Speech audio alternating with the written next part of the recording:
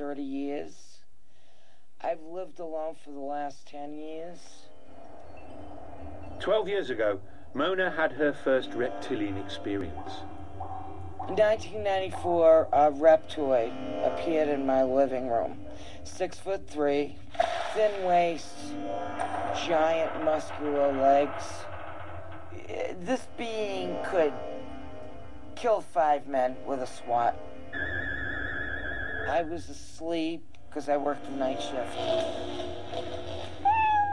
And I woke up, and mere inches in front of my face, there he was. And I was really freaked out. He appeared to me for 6 seconds, and I was standing up in my bed, screaming, then he vanished.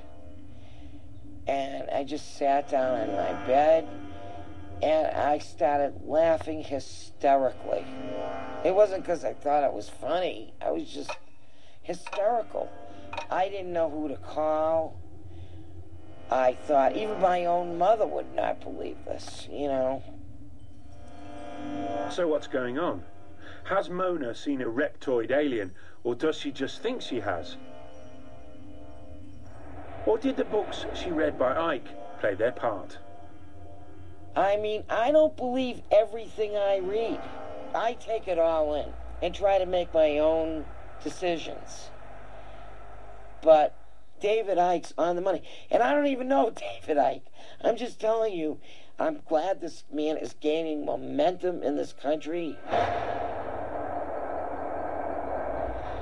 What would help convince the rest of us would be if Mona, or anyone, had found some physical evidence, say a bit of old lizard skin lying around. Sadly, there was none. But that doesn't mean to say that there isn't any physical evidence of aliens and their dastardly attempts to control the world. Well, not if you believe this man. He says he's found it. You cannot make claims of some strange entity in the midst of the night, or in broad daylight in some cases, actually came and abducted you and did various things and so on, without there being physical evidence of those claims. Daryl Sims' day job is as a private investigator in Texas. But he has another string to his bow. He spent the last few years working with people he says have been implanted with alien probes. Just a normal, everyday sort of guy, then. Well, first of all, they're varied and very different. We found them in the eye, we found them in the feet, we found them as large as a walnut, an inch big, next to the heart of an abductee. We found them in all types of places, deep inside the brain, some of them as big as into your thumb, and then disappear within a year. What they are, that's a good question. What they're for, that's a good question as well. Sims says he has extracted many of these implants. What you're actually seeing here is Patricia under hypnotic anesthesia. She has been given a series of suggestions. Each time she will see her move and relax even greater. She's getting ready for the surgical intervention that will take place, where the surgery will be done on her foot.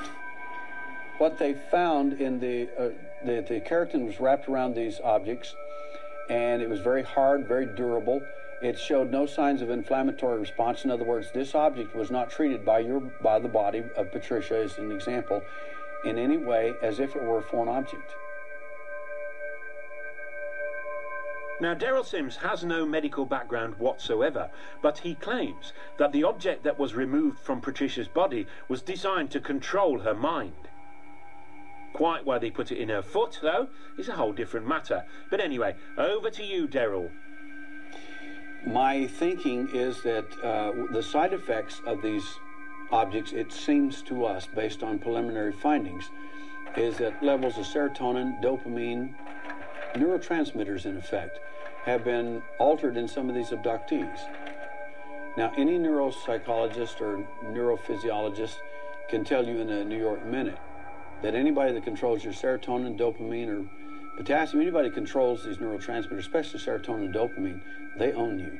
They own your emotions, and you basically belong to them. Daryl didn't allow us to do any tests on the little implant, so we can't say for sure what it was. And why a secretive alien could have been so easily outwitted by a Texan private investigator is anybody's guess. What we do know is that Daryl isn't entirely objective. I